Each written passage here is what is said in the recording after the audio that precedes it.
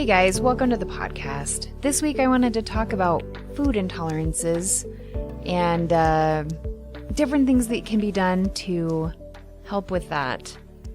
Let me get started with a little story.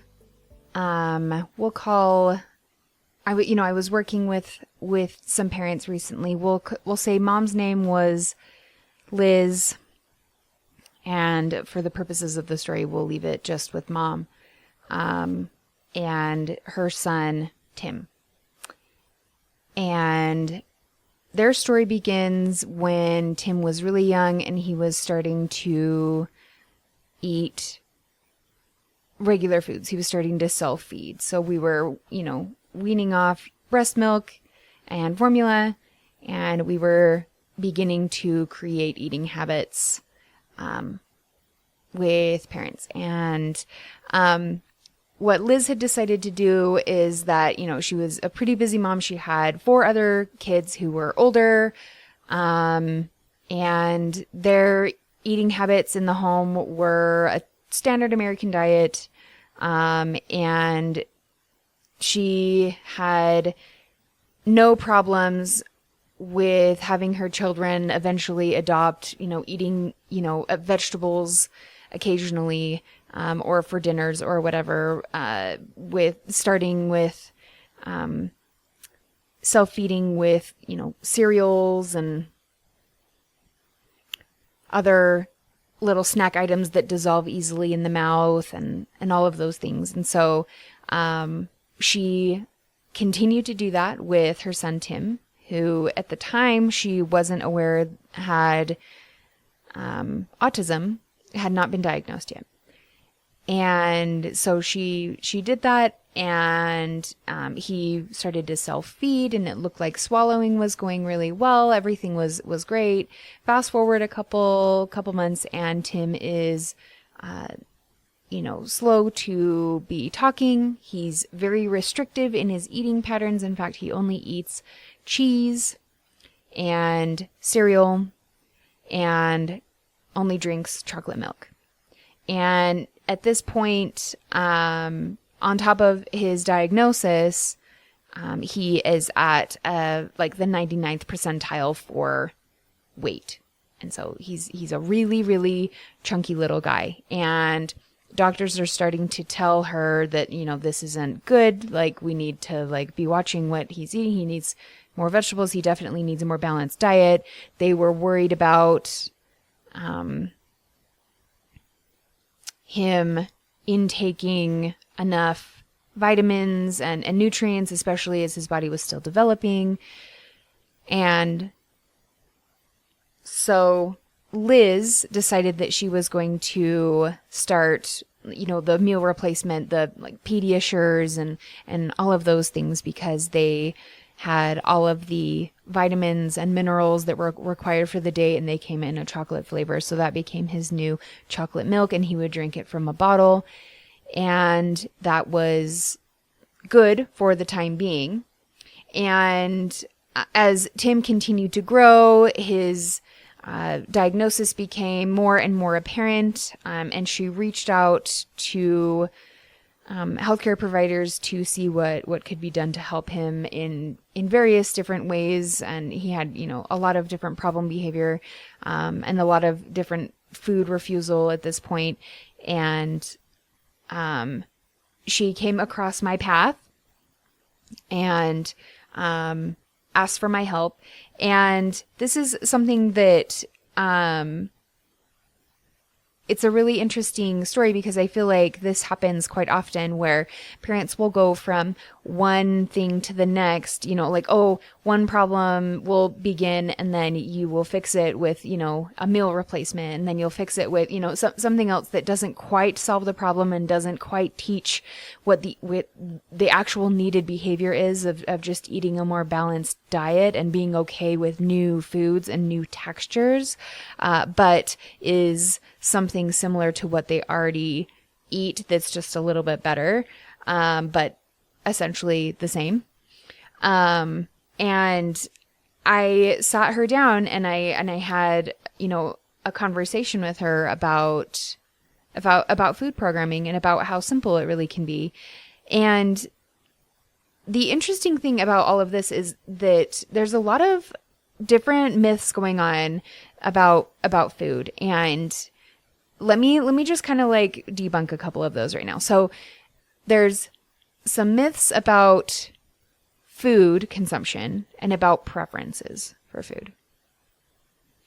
And some of those myths are, like, one that I hear commonly is, my child is on the spectrum, and so they are going to be picky about food, and there's nothing that we can do to help that.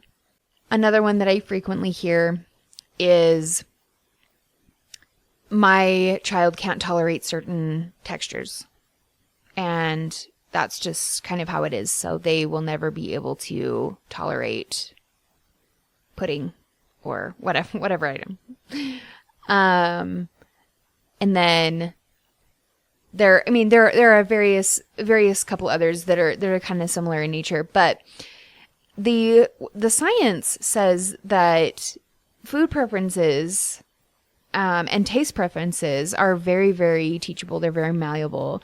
And for the average human, it takes approximately 10 tries of a food for the tongue to start to accept it as a preferred taste, as a preferred texture in the mouth.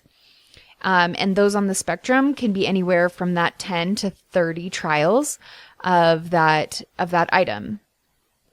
And so if you're looking at the science and you know that taste and food preference can be taught, then all you need is the correct way to go about it, so you're not having a massive tantrum every single time that you start a meal. And if you know how to do that and you can appropriately plan for those things, then mealtime can become really fun. And I recently had a client who we had been working on these things for a while, and what you'll find, and this is supported by the literature as well, what you'll find is when you start doing this and you'll train maybe 3 or 4 different foods at a time, and every subsequent food will get easier and easier, and you won't have to do as many trials to have them intaking that food easily. And then once you go for a certain while, pretty soon they'll try novel foods just for the heck of it. So I recently had a parent reach out to me that I had been working with for a little while back, and they reached out and they were like, "Oh my gosh, he's trying new foods every single day. It's never been this good. He'll just sit down and we'll say, hey, try some of this, and then if you don't like it, that's cool. You tried it, and then you can be done." And he will do it, and we don't have a fit about it. And sometimes he'll take multiple bites, and sometimes he'll eat all of it. And it's like we don't have this problem anymore.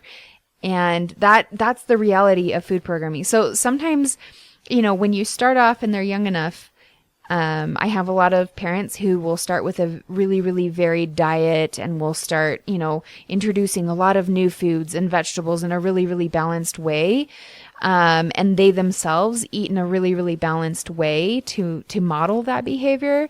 And they don't see these problems, even though their child will have a really, really similar diagnosis as another one. And it will present in a lot of similar ways. But if a child isn't introduced to those foods, or those foods being eaten aren't modeled in a everyday kind of pattern or a consistent way, then they will struggle more. And so this is one of those things that, your child, regardless of the diagnosis, can and will adapt to the environment over time. And so if you have an environment where all that was offered was chicken nuggets and hot dogs, and now you're mystified on why they only eat chicken nuggets and hot dogs, and that's all you eat, that may be because the modeling environment is the chicken nuggets and hot dogs are what's food, and everything else is not. But back to my main story here with Liz and Tim. So I was talking with them, and I was relaying some, most of the science, and she was like, I really want to do this. I feel like, the chocolate drinks are really high in sugar. I want to have him be able to eat normally. I want him to be able to go to school lunch and not have a fit about what, having to eat strawberries or something that isn't cheese or whatever. I want him to just be able to be a healthy little boy. And I said, okay, awesome. Why don't we do a program and we're going to introduce 2 food items. So if you could choose the 2 food items that you're going to introduce, what would they be? Well, what do you think is best? That's what she asked me. And my response was, there's a couple of different ways you can go about it in making that choice. But essentially what you want to do is you either want to make a choice that is either readily available in your home, regardless of the health factor, or if nutrition really is a huge component of why you're doing this, you want to go for a really nutritious food item that is really far out there from where they're at right now. So Tim was only doing this chocolate milk drink and cheese items at this point. And so we had dairy down. And so I told her, I was like, you can choose to start with something that would just make your life easier as a mom, like maybe I have a lot of parents that have kids that they're like, man, it would be so much easier if they would just eat crackers, or I make spaghetti once a week. It'd be really nice if they would tolerate spaghetti with red sauce. And that's where we start, just because that is going to be in the home and that would make mealtime better and easier. And that's going to be consistently served. And that's a really viable way to do things. With Tim though, because he was so heavy for his age, Mom was really getting concerned that the Pediasure was, he was having to drink a lot, he was really, really hungry and he was having to drink a lot of that. And then he would want cheese all the time. And he just wasn't getting a lot of sustaining food for a growing little boy. And so, they were getting really concerned about that. And so they decided, okay, well, you know what, we can make some changes and we can do, my older kids will often do carrots and they will do, strawberries. And so they were willing to have carrots and strawberries in the home a little bit more. And they were willing to be serving those consistently. And I said, okay, why don't we start with those 2 things? You can start with 3 or 4. I think that two was great for this situation. And I explained the following protocol. Now, this protocol, I did not come up with this protocol. You'll find this protocol in a whole bunch of feeding clinic protocols. They do this frequently if you take your child to have services just for feeding disorders and things like that. And so this is a protocol that is often used to help with children who have a very, very narrow scope of preferred foods. This is to help. We're not looking to eat more food necessarily. We're looking to eat a broader range of food. And so our goal is not that you're going to eat 16 baby carrots. Our goal is that you are going to be able to tolerate a carrot. And so I explained the following. And I said, this is what I want you to do for mealtime.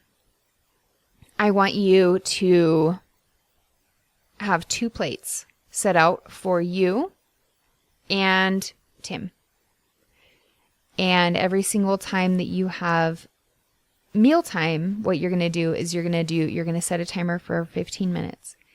And you're going to, on one plate, we're going to call it plate A. You're going to take, now remember they had chosen carrots and strawberries.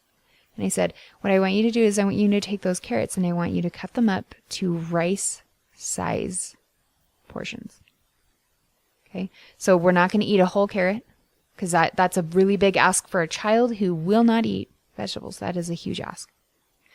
So, I said, we're going to cut those up into rice a grain of rice size portions on that plate. And I want you to put out 4 portions. So 4 little grains of rice, carrot rice. And you're going to have that out on the plate. And you're going to do the same thing for strawberries. And you're just going to have 4 little grain of rice size portions of strawberry on the plate. And on the other plate, we'll call it plate B. So you have your plate A and you have your plate B. I want you to include, string cheese. I want you to include, if they'll intake candy items, if they'll intake, all of their preferred foods, all of the things that you don't have, all the things they're asking you to eat. That's what I want. That's what I want you to put on plate B. And what you're going to do is you're going to sit there and you're going to have plate A and plate B for Tim, and you're going to have plate A and plate B for you. And you are going to sit there and you're going to have that timer going, and you are going to model eating that carrot and really liking it. And I want you to lay it on really thick. I want you to be like, oh my gosh, this is delicious, and chewing with gusto, and you are so stoked about it, and it's really, really delicious. And I kid you not, the literature will tell you that the more delicious you make something look, the more you model that really enjoying something, the higher the chance that the child is willing to try it. If the child is willing to try it and let it pass through their mouth and taste that and swallow that, you've won. Okay, so the goal is to get the food into the mouth and swallowed. That's it. And that's your party right there. And so you're going to model that, and then you're going to switch your plate from the plate A, and you're going to put the plate B in front of you, and you're going to eat your treat from plate B. And then you'll switch it back. And then you say, okay, your turn, and you allow them to self-feed. So we're allowing them, self-feed means that you're allowing them to grab their portions of food, whatever they're eating, and put them in their mouth and have that kind of control. So we're not trying to foie gras our children. We're not force feeding. We're not going to hold anyone down. We're not going to make anything like that go down. And what we're going to do is we're going to ignore problem behavior. And we're also going to block access to plate B, meaning we're going to make sure that they can't reach and grab and eat anything from plate B until they've eaten something from plate A. Now, the way that I typically like to do this is, especially in the beginning, you'll have some really, really sad guys. They'll be really sad that they have their food is right there. They can see plate B. Everything that they want is right there, and yet it's out of reach because they have to eat these yucky, gross things that they're really afraid of. And that's going to be going on for a little minute. It's going to probably be, if you run this every single day for one meal a day, it's probably going to be, you're not going to see any success for maybe the first 2 weeks of trials before they're like, okay, fine. And then they will try it, and then they'll realize it's not that bad. Then they'll try it again. Then they'll try it again. Then they'll try it again. Then pretty soon it's like, oh, not a big deal. And they're eating they're eating all of the little carrot pieces, and they're eating all of the little strawberry pieces. And it's a thing of the past, not a big deal. But in the beginning, it's going to be really, really sad. So what I typically do when I'm running this myself is I'll say, okay, and I'll give them the instruction. All right, your turn. Take a bite. And I'll say that after I've modeled my eating, and I'll allow them, 10 seconds to pick it up themselves and self-feed. And then if they don't want to comply, I will grab some myself and either put it in their hand so that they can finish bringing it up to their mouth, or I will put it up to their mouth to see if they'll accept it. If I'm getting any verbal refusals, and if I'm getting, any crying or anything like that, where they're obviously not going to be accepting the meal or the food, then I will gently push both plates away. So we don't have access to plate B because we did not eat anything from plate A. And then I'll introduce a small toy or something for them to play with or like whatever until we have our next trial. And our next trial is going to consist of the same thing. I'm going to model eating the little piece of carrot or whatever myself, and I'm going to make it look so, so good. And I'm going to be like super extra about it. And then I'm going to, reintroduce the plate. I'm going to slide it back closer to them. I'm going to be like, okay, your turn. Take a bite. And we're going to follow this, and I'm going to be really neutral. I'm not going to be begging them. I'm not going to I'm not going to verbalize anything probably except for take a bite. I'm not going to be negotiating. Oh, well, if you eat that, then you can have blah, blah, blah. Or, oh, well, mommy will give you ice cream if you, no, I'm not doing any of that. I've already modeled to them that you eat something, you eat the carrot, then you can have something from plate B. So they already are getting the gist of the situation of what's going down. They already want what's on plate B. So you go through this and you try and you do your best to block behavior. It's going to be normal to have them try something, put it in their mouth, and then be spitting it out, or different things like that. They're going to be doing different things, and we're going to try and block that as best we can. There's not a whole lot of blocking that you can do for spitting things out. Obviously, when I do this with a client, I'm not having them re-eat food that has been thrown up or really been gross and spit up or whatever. That's why you have 4 or 5 different trials of your little tiny carrot pieces or your little tiny strawberry pieces, so that when they get spit up or something, you can just be done with that little piece and move on to the next piece. But I will go through this process, and then usually within 2 weeks of consistently running this, then you start to get them independently being willing to try. And then you immediately give them access to plate B. And oh my gosh, choose something from plate B, dude. You're so awesome. I think you're so cool. You're giving them all of the praise that they could want. Maybe they have a favorite show that they want to watch on your phone while they're eating their treat from plate B that they got to choose. They get to choose one little treat. So one little portion of cheese, or, maybe they really love gummy bears. I don't know, whatever. So they get to choose whatever they want from plate B. And then they can watch, 30 to 45 seconds of a show or something. And so you're just making it just really, really awesome. If they don't respond, you're going to make it less awesome, but you're going to try and make it neutral. Okay, well, we'll try next time. You move the plates away and you hand them some blocks or some less preferred play item that's going to be able to keep them busy while they just kind of stay calm and reset while you prep for the next time that you introduce the food.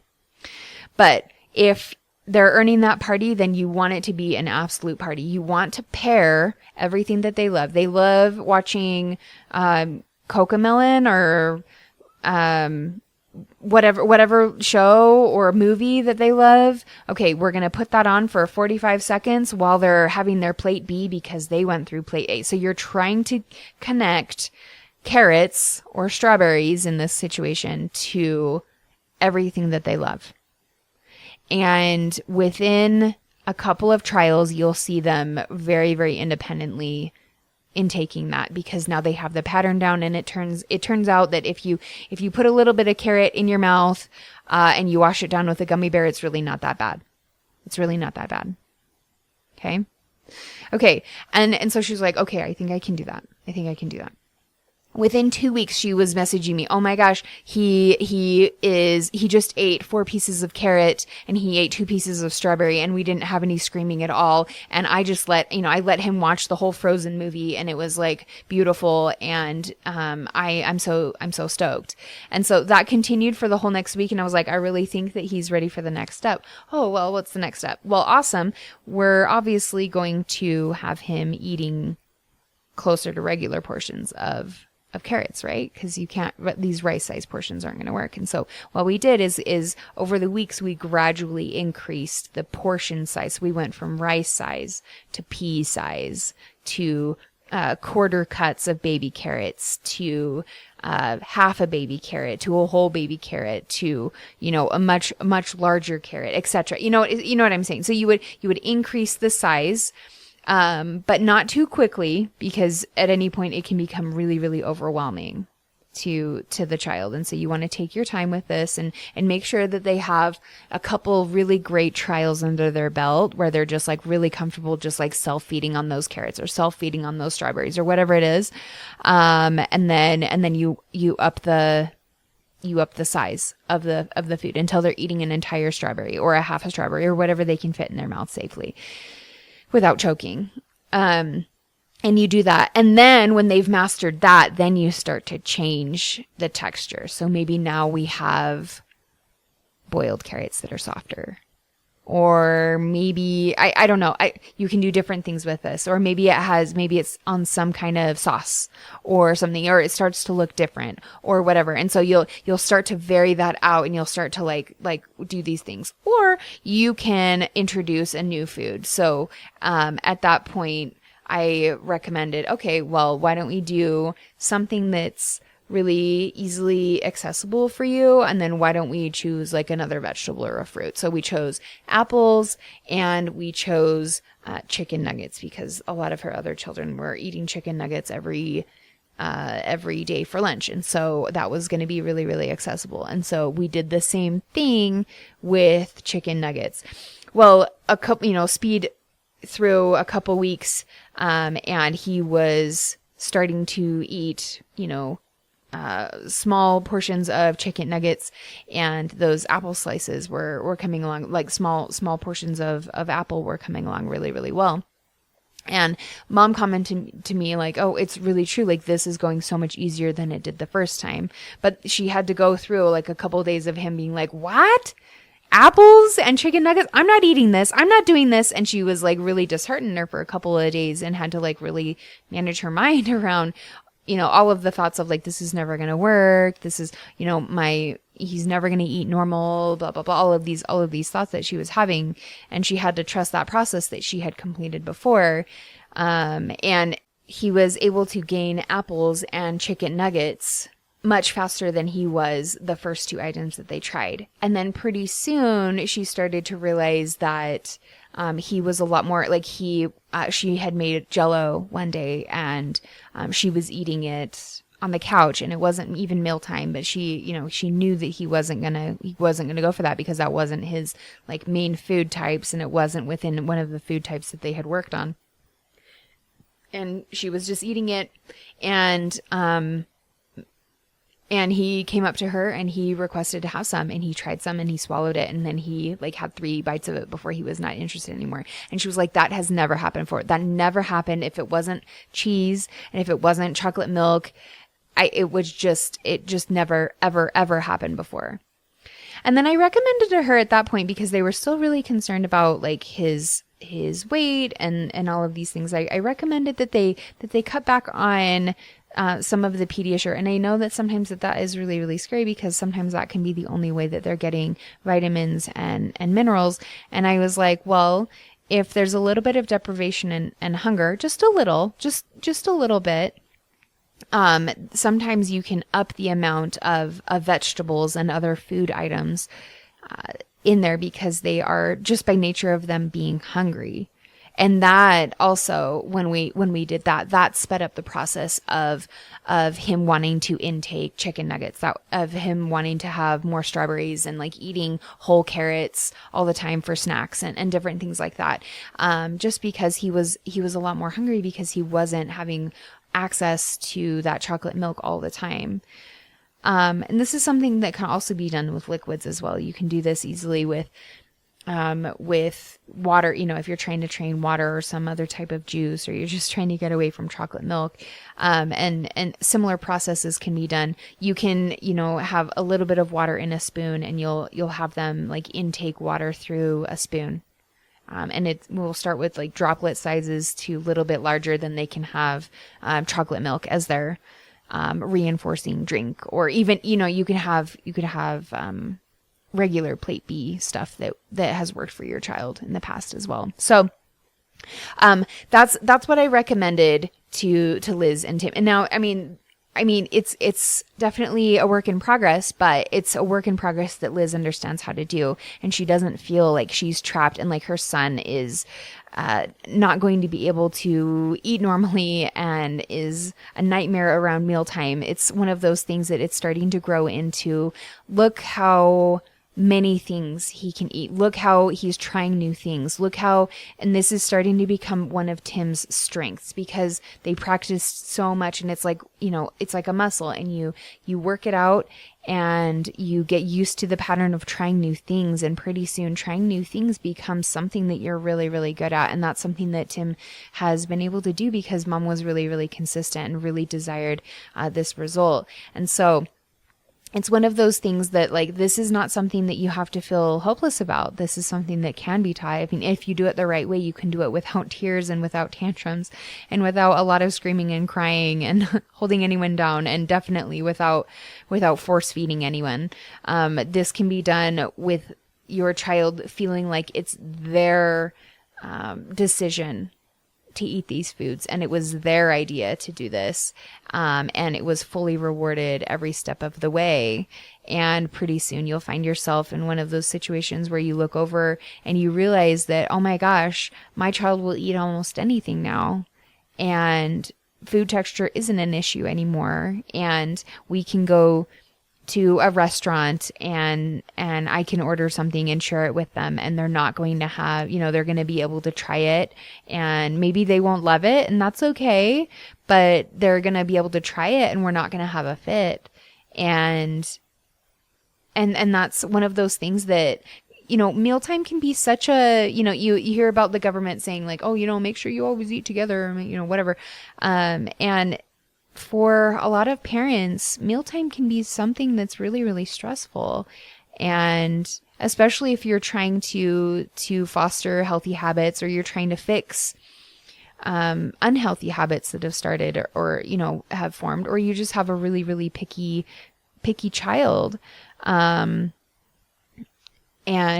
this, I think that this is one of those things that, like, if you work on this and you consistently do these things, this can have a massive effect on your home, and the morale of everyone in your home as you continue to do these things, and as you continue to gain that flexibility with your child, and them being able to try things. And maybe they don't love everything, and that's okay, but they can try it, and they can see what their real preference is based on how they've consumed that, how they feel about that food item, rather than just assuming that if it's not cheese or chocolate milk, that they are not going to be engaging in that eating practice at all, and missing out on that family time that can so often be mealtime, and not being able to eat what the rest of the family is eating. So I wanted to chat a little bit about that. If you find that you have a similar story to Liz, and that your child is struggling to eat a variety of foods,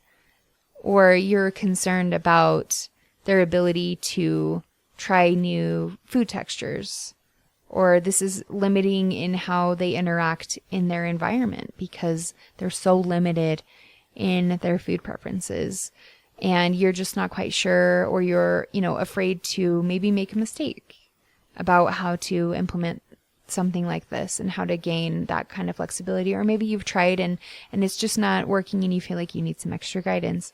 I recommend that you contact me for coaching services on this particular thing.